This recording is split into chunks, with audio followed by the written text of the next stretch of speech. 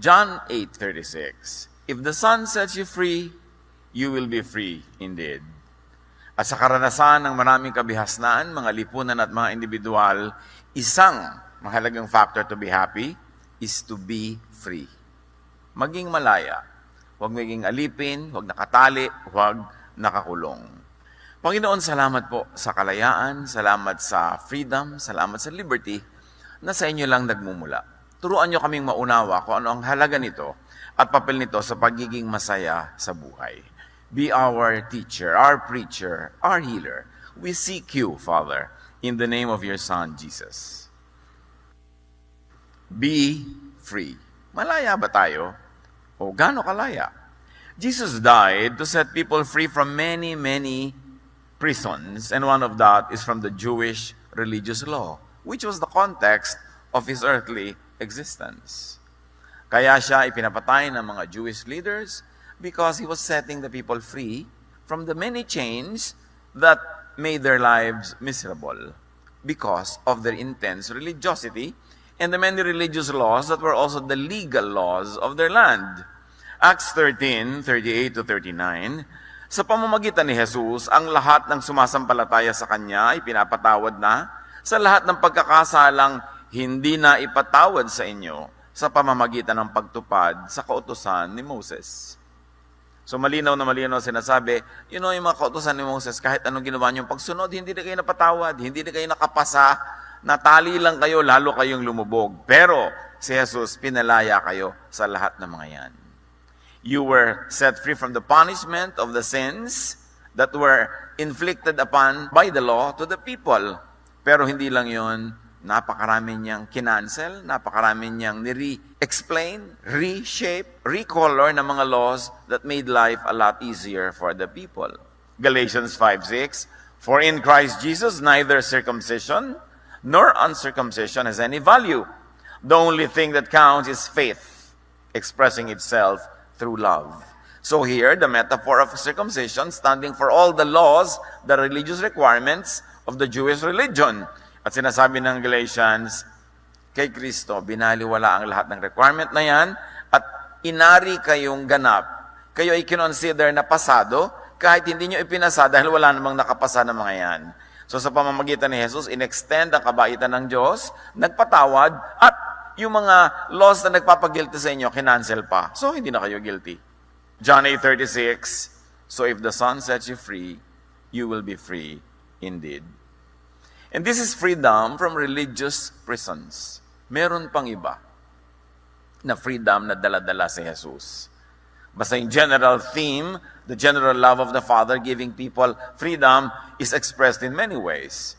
Jesus died to set people free from needless control of other people, like slave owners, like earthly masters, like political and religious leaders, like the rich, the lenders, those that have economic, social, and political power over other people. Lahat yan, sinalungat, binangga, nilusaw ni Jesus. Kaya sa Jesus community, walang mga high class, low class, middle class, walang ganun. Lahat, wini-welcome ng Panginoon. Walang babae, walang lalaki distinction. Wala siyang pinipili na Jewish ba o Gentile ba. Kasi pinalaya niya ang mga tao, hindi lang sa Jewish law, kundi sa lahat ng inimbento ng lipunan, ng mga tao, ng mga systems that made the majority of the people slaves of the few. Kaya ang tinuturuan dyan sa mga rich, give your money to the poor. Let us democratize wealth. At tinuturo naman niya at ang kanyang mga alagad sa mga poor, work well so that you earn your money. Live within your means. Huwag kayong mangutang so that you are not a slave ng mga nagpapautang sa inyo. At sinabi niya, maging masunurin kayo sa gobyerno para hindi kayo maparusahan ng mga laws ng gobyernong ito. Kasi napaka-powerful ng government, may mga prison yan. So, be good citizens so that the power of the state will be used to protect you and not against you. At sa maraming mga naging tradisyon kasunod noon in the New Testament, we see the teachings of the apostles na yung mga masters, sinasabi niya, palayain nyo na yung mga slaves nyo. Kailangan magkaroon ng kalayaan ang mga tao.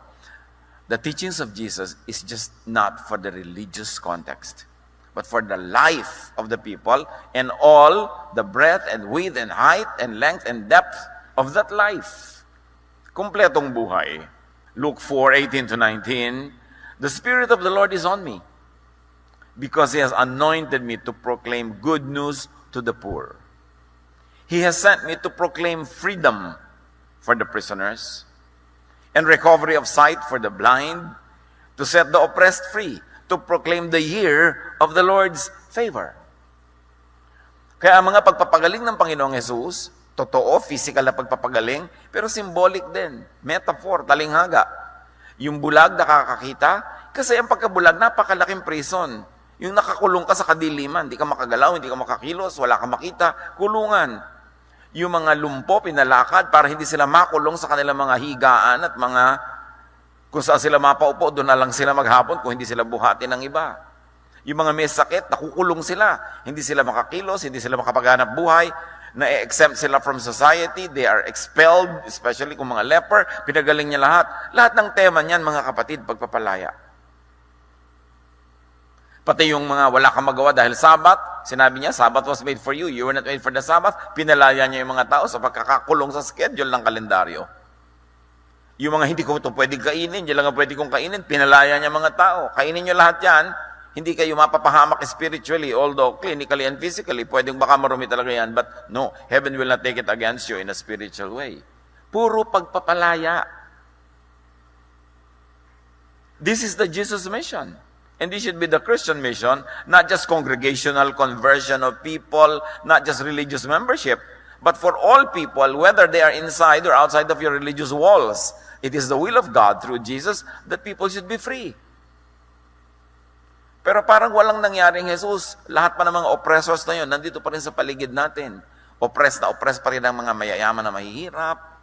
Oppressed na oppressed pa rin ang mga male ang maraming female. Oppressed na oppressed pa rin ang mga amo ang kanilang mga katulong, ang kanilang mga tauhan. Parang walang nangyaring Jesus. At ang nakakalungkot sa loob mismo ng Christian Church, patuloy ang ganitong mga pagkukulong at pagtatali sa mga tao. Babae ka, ito lang pwede mong ministry. O ganito ka, ganun. Maraming mga kulungan na naman. You want to be happy? You want the work of God through Jesus become effective in your life?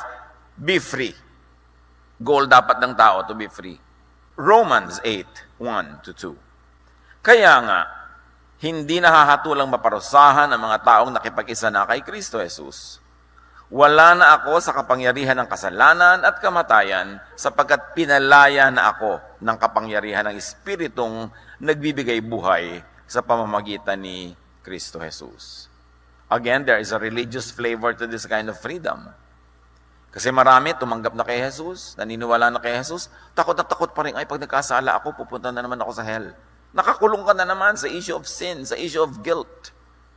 Balik na naman yung mga bawal kainin at hindi pwedeng kainin, anong dapat isuot, anong dapat at ganito. Balik sa pagkakakulong ng mga tao. Kaya ina-emphasize, malaya na ako sa kanyang mga bagay. I am free to do anything that is not harmful to others. And remember this, your freedom stops where the freedom of other people already begin. Hindi ko mo free ka, ay pwede mo nang guluhin lahat ng tao, agawan sila, nakawan sila. Kasi ang iyong mga karapatan, ang iyong mga kalayaan ay hanggang doon lang sa kung pwede ka na ngayong sumaklaw sa karapatan at kalayaan ng kapwa.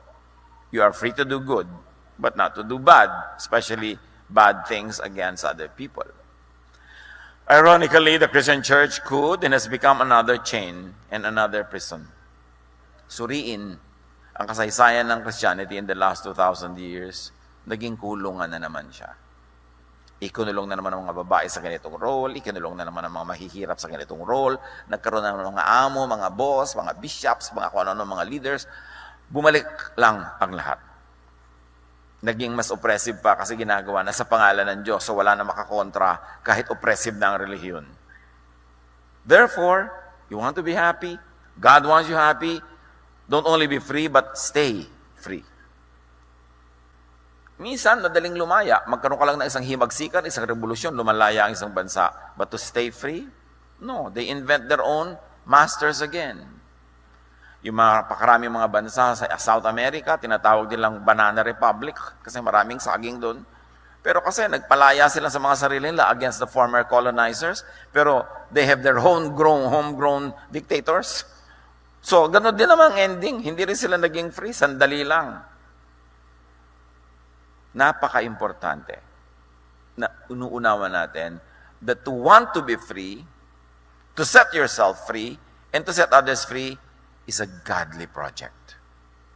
Yan ang gusto ng Diyos para sa atin. Hindi yung turo ng relihiyon, magdusa ka na anak, magtiis ka anak, meron kang premyo sa langit. Yan ang mga pang-uto, panghikayat, panghipnotismo ng relihiyon para payagan mo na itali ka, payagan mo na huthutan ka, payagan mo na alilain ka na naman, yun na nga ang nilabanan ni Jesus. Galatians 5:1, it is for freedom that Christ has set us free. Stand firm then, and do not let yourselves be burdened again by a yoke of slavery. Slavery to any political, economic, religious, social, personal, cultural institutions, even personal ties. Kaya sa Luke 9:59-60, isang hiwaga ito sa maraming nag-aaral ng Bible. Jesus said to the man, "Follow me." But he replied, "Lord, first let me go bury my father." Jesus said to him, "Let the dead bury their own dead, but you go proclaim the kingdom of God." Sabi rin ba, anong kalapastanganan nito? Bakit ililibing lang naman niya yung tatay niya, hindi pa pinayagan ni Jesus? A few days na lang yun. Hindi lang yun ang nakataya dito. Nakataya dito yung buong metaphor ng taong pagkakaalipin niya sa kanyang pamilya. And really, the family could be an oppressor. Hindi ka makapag-asa-asawa dahil ang dami-dami mo naging responsibilidad sa iyong mga pamangkin. Hindi ba prison yan? Hindi ka makagawa ng mga gusto mong gawin dahil ayaw ng mga matatanda sa inyo na itong pag-aralan mo. Kailangan ito. Napakaraming oppression sa loob ng family at napakaraming nating tradisyon na napaka-oppressive. Tulad yan, paglilibing. May ipinapagawa na sa kanya si Jesus, lumakad ka na, declare the kingdom of God, gaano katagal pa bago matapos ang libing? So, nakatali siya sa ganung tradisyon. Tayo man, nakatali sa napakaraming tradisyon. Tradisyon ng pamamasko. Kahit wala ka ng pera, magungutang ka para may pamasko. Hindi ba nakakakadena yung tradisyon na yan? Nakakatanggal ng ating mga kalayaan? Marami tayong mga gustong gawin na hindi natin magawa because it's against the tradition of our town or against the tradition of our family. But the Lord gives a lot of premium to individual and personal freedom. At kitang-kita dito sa sinabi niya, hayaan mo na yung mga dead ang magbury ng kanilang dead. Ikaw alive, you're spiritually alive, go and preach the kingdom. Dahil maraming nakataya na kaluluwa na kailangan maligtas na sila. Pero huwag mong hayaan ang ganyan mga sentimiento, ang ganyan mga drama, ang makapigil sa iyong spiritual development. Marami tayong mga isinasaalang-alang, kaya buong buhay para tayong alipin ng iba. Ano kaya, hindi ko ito maisuot, mapapagalitan ako ni ganun. Hindi ko yun magawa kasi ganun. Hindi ko maibig ang gusto kong ibigin kasi may kontra akong tiya. Ang daming kumokontrol sa buhay natin, parang hindi nangyari si Jesus. In fact, ginagawa pa nga si Jesus sa panakot. Magagalit ang Diyos, huwag kang sasaya. Magagalit ang Diyos, huwag mong gawin yan. Diyos pa ang ipinang sasangga sa mga sariling impositions ng kapwa. So, be free, stay free, and if you're faithful to God, set others free. Kung ikaw yung may kapangyarihan, ikaw yung may pera, ikaw yung mayaman, ikaw yung may impluensya, ikaw yung may tinig, set others free. That is high religion. 2 Corinthians 3:17, now the Lord is the Spirit, and where the Spirit of the Lord is, there is freedom. O may freedom nga ba? Sa mga churches, hindi natin pwedeng kantahin yan. Hindi natin pwedeng gamitin ng ganyang instrument. Hindi natin pwedeng gamitin. Ang daming hindi pwede. Sabi, when the Spirit of the Lord is there, there is freedom. This is freedom to do good. Not freedom to do bad, but to do good. Pero marami namang good, minamasama Kasi merong nang kokontrol at gusto niyang siya lang ang masunod. John 13:35, if you love each other, everyone will know that you are my disciples. So paano nalalaman kung ikay tagasunod ni Jesus? Hindi ko anong version ng Bible ang ginagamit mo. Hindi ko anong sekta o relihiyon ka, kundi kung maibigin ka. Mas generic, hindi branded religion. Maibigin ka, edi sumusunod ka kay Jesus. At sa John 14:12, sabi ni Jesus, "Very truly I tell you, whoever believes in me will do the works I have been doing." And what has Jesus been doing? Setting people free and loving people. So, kung ikaw ay alagad ni Jesus, kung mahal mo si Jesus, you will love people. And if you love people like Jesus does, you will set people free. Papayagan mo, for instance, ang anak mo na sundin yung kursong gusto ng puso niya, hindi yung dinidikta mo lang dahil ikaw magbabayad ng matrikula. Papayagan mo yung anak mo na ibigin yung taong hindi mo gusto, siya naman itong iibig, siya naman itong magpapakasal. Bagamat hindi masamang makinig sa mga magulang, kasi mga magulang sa haba na ng kanilang experience, marunong na silang umuri at manuri. 99% tama ang mga magulang.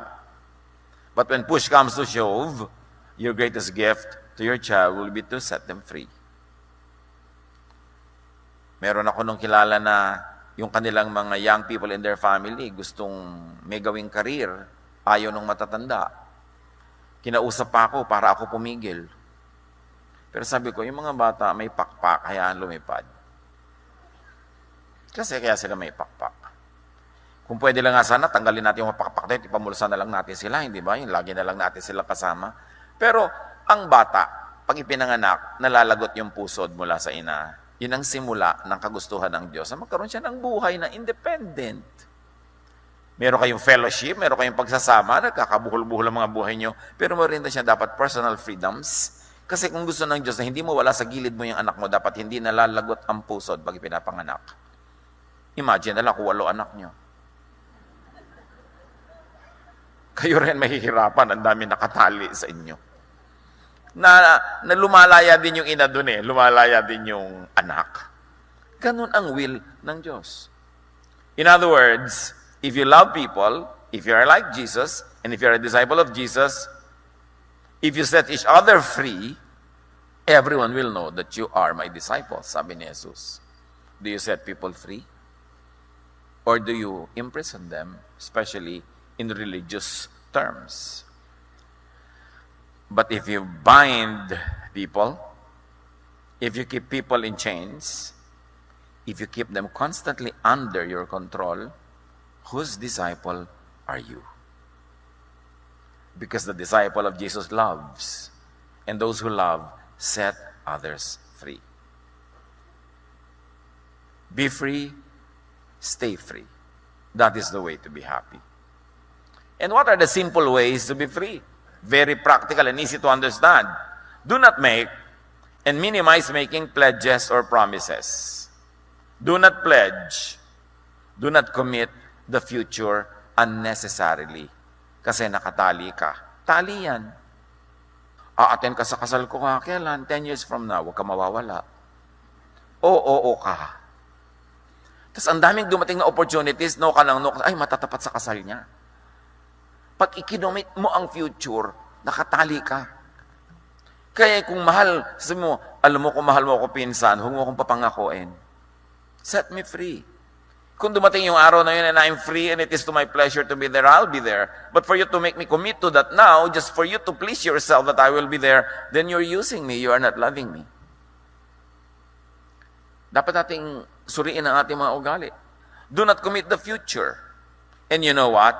Pag kayo nag-guarantee sa utang ng iba, you are committing the future. Your future pocket. Kaya pag guarantor ka, hindi ka makatulog, yung nangutang, tulog na tulog. Kasi pag hindi siya nagbayad, ikaw ang magbabayad. Gano'n karami na yung gano'n, natali sila. I know many people, mga sarili nilang lupa ibinenta, pambayad sa utang, ng ginarantihan nila.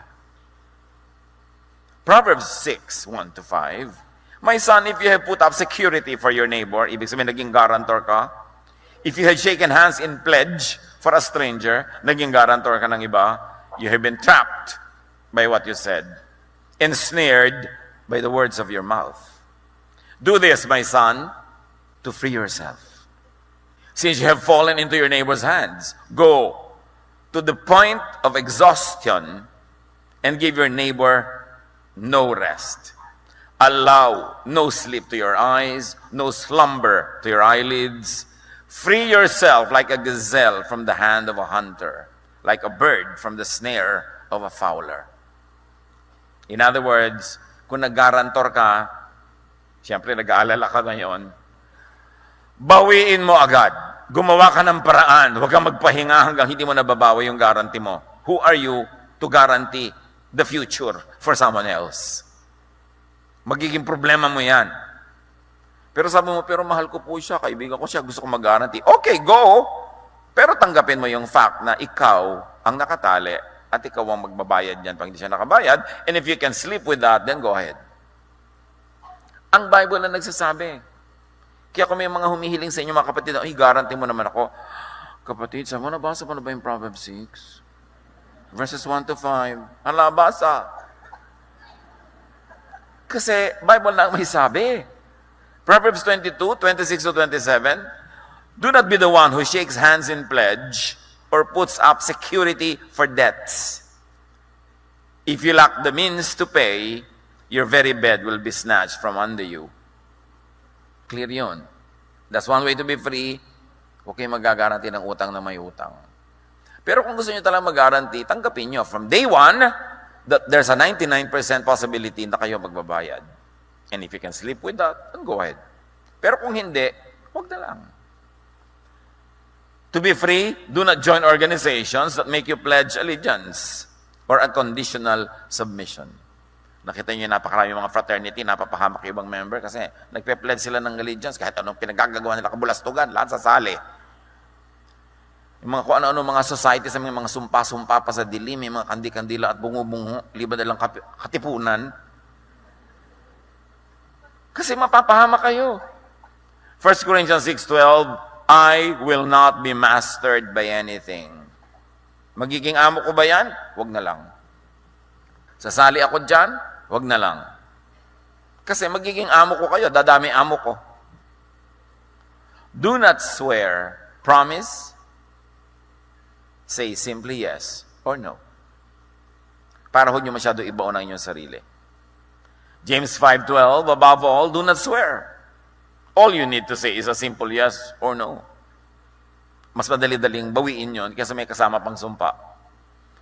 Matthew 5:34, but I tell you, when you make a promise, don't try to make it stronger with a vow. So, importante yan. Paano po yung marriage vows? Yun nga. Kaya ka nagbabow dyan, you invest everything. So, hindi mo kayang panindigan, di huwag ka na lang mag-vow. Hindi huwag ka mag-asawa. Kasi sa pag-aasawa, you know why you have to make the vow? Because the person who enters this kind of contract and covenant invests everything. Kaya dapat pareho kayo matapat. Kasi invest siya ng invest, tapos ikaw hindi ka matapat, lugi siya. Kaya napaka-importante ng vow na yon. Now, do not be quick to make a pledge or a promise. Lalo sa bata, mangangako kayo. O sige, sa birthday mo, lalabas tayo para kumain. Alam nyo, kahit lumindol ng magnitude 10, birthday niya, kaya lumabas kayo. Kasi hindi niya kayo titigilan. Kasi nangako kayo.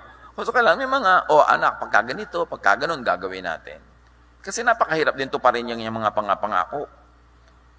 At saka pagka merong naghihingalo, alam nyo, papangakuin kayo na alagaan lahat ng pamangkin nyo, mga kapatid. Hayaan nyo na muna mag-pass bago kayo dumating. Nagawa ko na yan. Alam ko, papapangakuin ako nito, pero alam ko talagang malapit na. Yung talagang ilang seconds na lang na nalagutan ng hininga doon ako dumating. Bakit ako pupunta doon, tapos mangangako ako? Mahirap yata yun. No? So do not make a pledge or a promise. Ecclesiastes 5:5, it is better not to make a vow than to make one and not fulfill it. Huwag pangako ng pangako. Yung iba, just to get out of a tight place, mangangako kayo, pero ang laki ng tightness na ikinomit ninyo, mas mahirap pa. So kung talaga magnono kayo, magno na kayo ngayon. Hindi pinipilit ka na isang tao mag-yes, para matigil na lang siya, mag-yes ka, pero alam mo, magiging no yun. Ang daming araw, linggo, buwan, napaplanuhin mo kung paano ka lalabas doon sa sinabi mong yes na yon. So ngayon na, magno ka na. Magtatampo po. Di ngayon na, kaysa pag hindi ka sumipot later, magtatampo rin yan, agahan mo na. Malaya ka pa. Huwag ka masyadong takot na takot sa opinion ng iba, baka magtampo, baka magalit. Eh, kung magtatampo ka dahil humihinga ako, edi magtampo ka. Alaga namang hindi ako huminga dahil magtatampo ka. I'm free. The Lord says me free. Hindi mo kailangan yung buhay ko gawing props para sa kaligayahan mo. Ngayon, kung yung kaligayahan mo rin, then we can walk together. But the Bible says, do two people walk together when they do not agree? The answer is no. They don't walk together when they don't agree. That's how you stay free. Don't be afraid to walk alone. Don't be afraid to be alone at times. Kesa may kasama ka nga, muchacha ka naman niya. Mabuti pa, wala kang dalang kasama. 1 Timothy 5:11-13. As for younger widows, do not put them on the list of beneficiaries that had responsibilities at that time. For their sensual desires overcome their dedication to Christ, they want to marry. Thus, they bring judgment on themselves because they have broken their first pledge. So apparently, nung first century church, yung mga widow, lalo young widows, inililista nila as young widows, nagiging member sila ng very exclusive group, sinusuportahan sila ng church, pinapakain sila, pero may mga kapalit yun, mga responsibility. Pero sabi nitong si Pablo, yung mga batang-bata pa mga byuda, huwag nyo nang isali dyan kasi, siyempre, kakarengkeng pa yan, mag-aasawa pa yan. So, ang gagawin ninyo, itinali nyo sila sa responsibility, tapos tatalikuran lang nila yon, tapos magagalit tayo sa kanila, huwag na lang. Huwag nyo na silang isali para free sila. Huwag nyo silang ipasubo. Huwag nyo silang ilagay sa conflict at kahihiyan later. Di ba? Magpe-pledge ka kung ano-ano mga pledge dahil sa relihiyon, tapos hindi mo naman matutupad, ititiwalag ka rin, magagalit sila sa iyo, mapapahiya ka, huwag ka na lang mag-pledge. Sabihin mo na lang, let's see. Kesa sabihin mong yes. One of the best ways to stay free is to never say yes at once. Lalo may power ka, may humihiling, sabihin mo, I shall see. Ganyan daw si King Louis XIV of France. Ang dami-dami niyang friends na humihingi ng favor. Wala siya sinasagot ng yes agad. Sinasabi niya, I shall see. Para mapag-isip-isipan pa niya. At sabi ng isa daw, I thought you were my friend. At sabi ng hari, the king has no friend. Hindi ibig sabihin na mayabang yung king. Ibig sabihin, I am responsible to all. I cannot be friendly to anybody at the expense of the whole citizenry of the kingdom. Sabi niya, a person of responsibility cannot have many friends because he or she will prostitute the position for the sake of the friend. So pag tumanggap ka rin ng responsibility, tanggapin mo yan na you will not keep many friends because you become friend of the whole nation or the whole company or the whole group. May pananagutan ng power. Itatali ka rin ng power kasi marami kang pananagutan. Remember this, to be happy and stay happy. Do not say a big no when you're feeling bad. Pag galit ka, masama ang iyong pakiramdam, mukhang malungkot, mukhang walang perang darating, do not say a big no. Kasi commitment din yun. Baka mapasubo ka at magsisi. Because usually, when you're in a bad mood, your tendency is to say no. So you say, I shall see. Later, not now. Proverbs 29:22, an angry person stirs up conflict. And a hot-tempered person commits many sins. Kasama na rin doon yung mga nagno-no siya sa hindi naman niya dapat nakaka-create siya ng maraming enemies. Do not say a big yes when happy. Alam niyo, pag happy-happy kayo, ang tendency niyo mag-yes kahit saan, kahit ano. At yung mga mapagsamantala, inaabangan, happy ba? Sa office yan, happy ba si boss? Di ba? Happy ba si ma'am? Oo. Naku, ito, papapirmahan ko na itong mga request ko. Kasi pag happy ka, yes ka ng yes. Tandaan nyo to ha, pag malungkot kayo, don't say no. Pag masaya kayo, don't say yes. Kasi ang tendency, pag lumungkot kayo bukas, bakit ba ako nakapag-yes? Natauhan ka eh. Baka nabibigla ka lang, tapos magsisisi ka. Yang yes at no, huwag niyong pawalan agad. Hold it. Pag pinawalan nyo na, amon nyo na yan. Kayo na ang slave ng yes at no ninyo. Pero habang hawak nyo pa, kayo pa ang amo. Matthew 14:6-7. Nang sumapit ang kaarawan ni Herodes, sumayaw ang anak na babae ni Herodias sa harap ng mga panauhin. Labis na nasiyan si Herodes, kaya sinumpa niyang ibibigay sa dalaga ano mang ibigin nito. Sabi niya, even half to my kingdom, I'll give to you. Ang saya-saya kasi nung hari, lasing pa. Sabi nung dalaga sa nanay niya, ano pang hihingin ko? Ang ulo ni John the Baptist. Nung sinabi niya, ibigay niyo po sa akin ang ulo ni John the Baptist na nakalagay sa isang platera, di biglang nanlumo itong Herod kasi nangako siya ng yes. Kasi happy siya eh. Huwag kayong yes ng yes pag kayo happy. Antayin yung lumungkot-lungkot kayo ng konti. Kasi ang medyo malungkot-lungkot ng konti, mas matalino. Kesa sa sobrang masaya.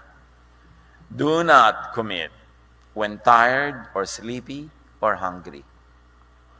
May mga diplomats, not Filipinos, ang kanyang paraan dahil makapangyarihan ng kanilang bansa, pag meron siyang gustong kunin sa ibang bansa, mapakuha niya ng yes, mabraso yung mga leader doon, dadalawin niya personally, pero ang dating niya sa bansa na yun, mga alas 2, alas 3 ng umaga, nung bansa na din pinuntahan niya, na tamang-tama sa bansang pinanggalingan niya, oras lang talagang gising niya. Pero yung dadat na niyang bansa, mga nagtutok-atok, antok-antok, pagod na pagod.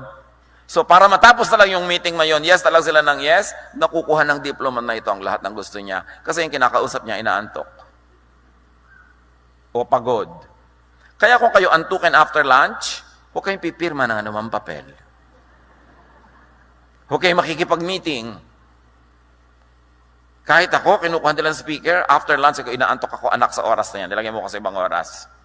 Baka kung anong pagsasabihin ko dyan, matapos na lang. Gagalang nyo yung inyong biorhythm.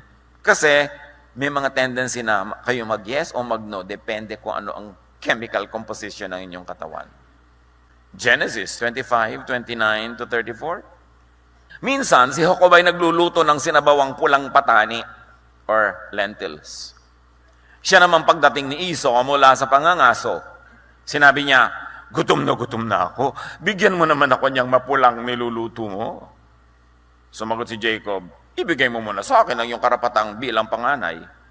Yung karapatan ng panganay, kanya lahat yung napakaraming privilege. Gutom na gutom dumating si kuya. Si Bunso nagluluto ng napakabangong lentil na sinadya niya to talaga, I'm sure. Pagdating ng kuya niya, sabi, gutom na gutom ako, pakanin mo naman ako. Ibigay mo muna sa akin ang karapatan mo bilang panganay. Ibig sabihin, ako ng superior sa iyo, ang mana mo, mana ko na. Payag na ako, sabi ni Esau. Aanhin ko pang pagiging panganay kung mamamatay naman ako sa gutom. Kung gayon, sabi ni Jacob, sumampa ka muna. Pakita niyo mga elements na pinag-uusapan natin. Sumampa nga si Esau at ibinigay kay Jacob ang karapatan ng pagiging panganay. Ibinigay naman ni Jacob kay Esau ang niluto niyang gulay at binigyan pa ito ng tinapay. Nagmukha pa mabait. Kasi gutom. Mga kapatid, magtrabaho tayo, sikapin nating maging independent, kasi pag gutom tayo, napakadaling isuko ang ating mga karapatan. Pagkapos ka, wala kang pera, nangangailangan, napakadaling magpaalipin sa kapwa.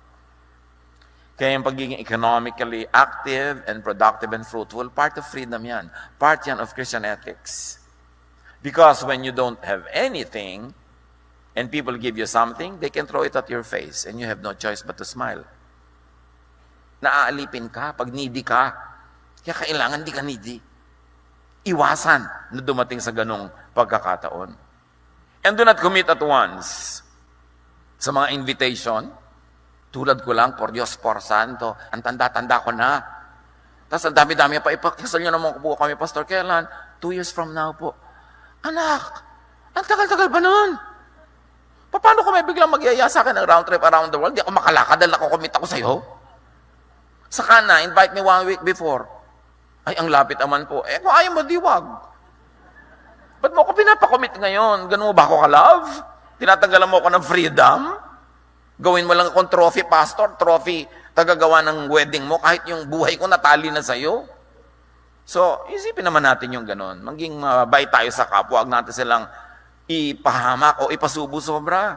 Ganyan yung makasalan, mga birthday. There was one person that invited me to a birthday, and I usually don't go to birthdays anymore kasi inaantok na kapag 8 o'clock. Gusto ko na mahiga. Alam ko yung birthday niya, late pa yun magsisimula, ang haba-haba pa, bla bla bla. So sabi ko, sige, pupuntahan lang ako kasi may kami pinagsamahan ng matagal na.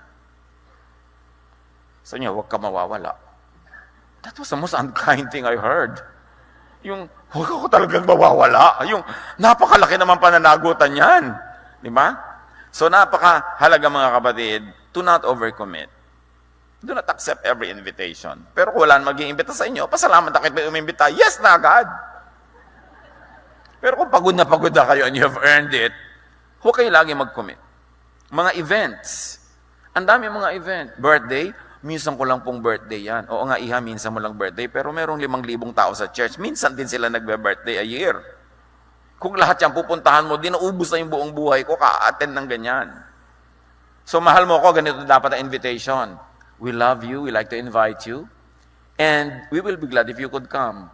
But if you could not, that's fine. And even if you commit to come, you may be late. Or na what, tinamad ka, di wag kang pumunta. That's how much we love you. Ganun dapat ang invitation. I'll accept all those kind of invitations. Pero yung huwag na huwag kayo mawawala. Naman. Diba? Ecclesiastes 5:6, do not let your mouth lead you into sin, and do not protest to the temple messenger, my vow was a mistake. So you see, yung mga spiritually high, huwag din kayong laging pledge ng pledge. Kaya ako hindi nagpapa-pledge sa church. Yung pledge, ito gastos, ito yung pledge kayo. Pero siyempre, magme-message ka muna nung makabagbag damdamin, yung nakakagilting tanggihan, tapos ipapas mo yung mga pledge cards. Diba? Emotional blackmail yan. Spiritual blackmail.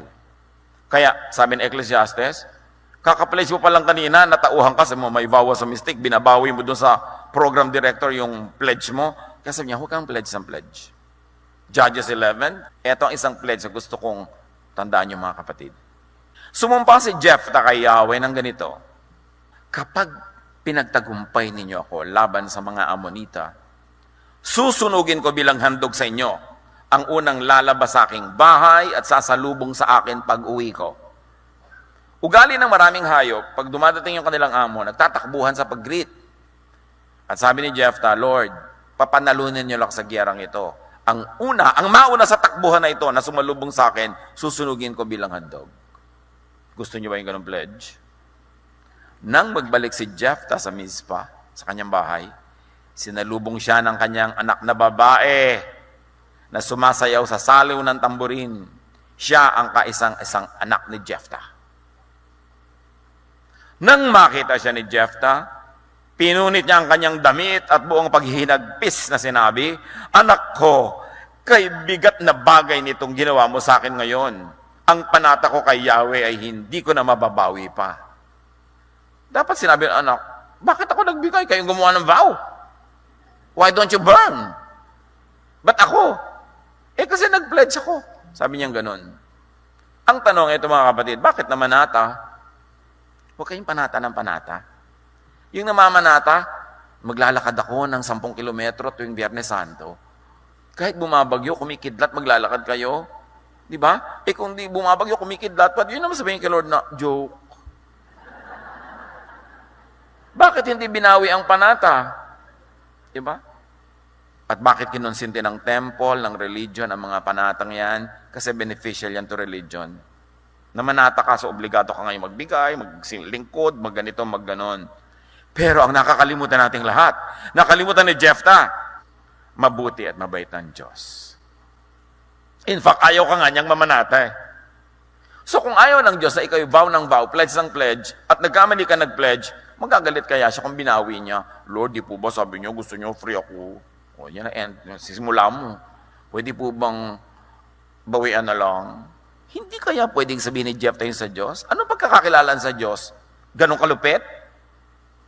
Samantalang sabi sa Isaiah 1:18, come now, let us settle the matter. Sabi ng ibang versions, let us reason together. Though your sins are like scarlet, they shall be white as snow. Though they are red as crimson, they shall be like wool. Kahit ang dumi nyo, lilinisin ko kayo. So mahirap ba naman sa Diyos na sabihin, o sige na, lumaya ka na lang, bawiin mo na yung pledge mo na yan. Hindi ko gustong nakatali ka. Sobrang misrepresented ng religion ng Diyos. Nagmumukha ang Diyos na malupit, unreasonable, unkind. No. God is so kind, and He was so bored and angry with the way religion has been misrepresenting Him that He sent His Son, Jesus, to give us the true image of the invisible God. And the God that Jesus presents is a God that's loving, kind, forgiving, accommodating, accepting. Do not commit until you have heard the counsel of a contra. Alam niyo sa buhay natin, may mga kontrabida, di ba? Yung nagsashopping kayo, gustong-gusto mo, kailangan mo ba yan?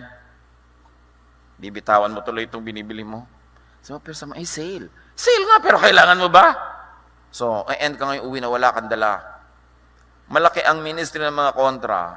Kasi kung minsan sa ating mga kabaliwan, sila ang nagbibigay sa atin ng katinuan. Huwag kayong gagawa ng malaking desisyon na hindi kayo nakakakonsulta sa mga kontrabida. So, text mo na, huy, kontra, halika nga, magkape tayo. Pakinig ng mga ideya mo na nakakasira ng loob. Di ba? Kaya ang kasama nyo lagi, sulsol. Pero pag gusto nyo talagang bibili nyo, ang isama nyo ay sulsol para matuloy. Pero kung nalilito kayo, alam nyo mahalagang desisyon to, listen to the contrast. Proverbs 15:22, plans fail for lack of counsel, but with many advisors, they succeed. Which ibig sabihin din, pag hihingin mo pa yung counsel ng iba, you take time. Nasunod din yung gusto natin na huwag ka mag-decide agad. Kasi naiiba ka pag dumadaan ng minuto, oras, araw. So, hayaan mo muna mag-settle down. Yung tunay mong damdamin, huwag ka magpadala sa bugso, sa silakbo ng damdamin. Kaya ang sabi ng matatanda, nung araw na naglalakad pang nakayapak ang mga tao at nakakatapak ng mga tinik, ang naglalakad ng marahan, kung matinik ay mababaw. Ang naglalakad ng matulin, kung matinik ay malalim. Tama. Pag nagmamadali ka, mas malaki ang damage. Proverbs 20:25, it is a trap to dedicate something rashly and only later to consider one's vows. Yung vow na naman na yan. Yung nag-vow ka of celibacy, kaya mo talaga? Yung nag-vow ka ng ganito? Yung 12 anyos ka pa lang, nag-vow ka of eternal virginity, kaya mo? Puro vow. Mga religious vows yan eh. Kaya marami mga tao tuloy, sa kanyang sobrang relihiyon sa buhay, kailangan ng psychiatrist. Kailangan ng counsel. Kasi masyadong nasusupress. Masyadong nire-repress ang mga tao. So, importante, don't be in a hurry before you make a vow, before you make a decision, before you commit. Pag meron kayong commitment, lagi may escape clause. Yung if ganito ang nangyari, hindi na matutuloy yung commitment. Laging may escape clause. Every good general has a good escape route. Hindi pwedeng wala kang retreat route kung magaling kang general. Makukupot ka, makukorner ka, wala kang aatrasan. Ephesians 5:17, don't act thoughtlessly, but understand what the Lord wants you to do. Mag-isip. Take your time. Pag galit na galit ka, huwag ka rin magbibigay ng desisyon. Take your time. Pag kalmado ka, hindi ka extremely happy or sad, hindi ka extremely alone or with so many people, nasa gitna ka lang, wala ka sa extreme, that's when you are wisest. Sabi ni Solomon, a person who fears God will avoid all extremes. So when you are in an extreme condition, do not commit yourself. Be free as much as possible. Stay free. Set others free. Let others be free. This is how you will have a happy life. This is God's will for you. Panginoon, salamat po. Na napakabait nyo. Na ayaw nyo kami matali. Turuan nyo kami. Na makita ang mga tali, lalo yung mga invisible, na pumipigil pala para kami sumaya, lumaya, at maging mabunga. And teach us also to review our own selfishnesses na nagtatali ka namin ng iba for our own convenience. Lord, teach us to be like your Son, Jesus. Pagbulay-bulayan sumandali, ang napakahalagang mensahe ng Diyos tungkol sa kalayaan na ito.